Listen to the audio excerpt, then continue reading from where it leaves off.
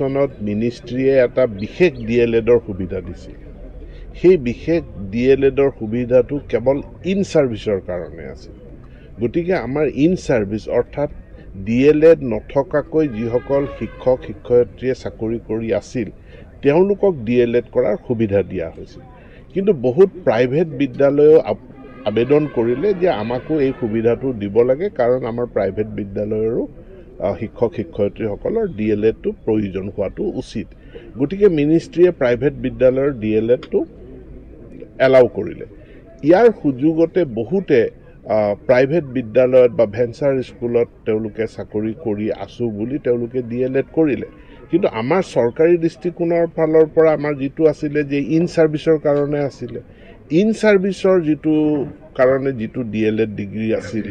হেতু non service ক্যান্ডিডেটে কেনেকৈ avail কৰিলে গতিকে যিসকল নন সাৰ্ভিসে এভেইল কৰিলে তেওঁলোকক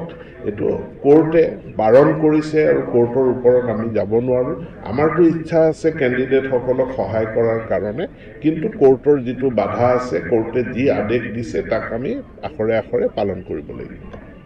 দুৰ্ভাগ্যজনক ৰাতিপুৱাই সংঘটিত হৈছে এখন বাছ আৰু ট্ৰাকৰ মুখামুখি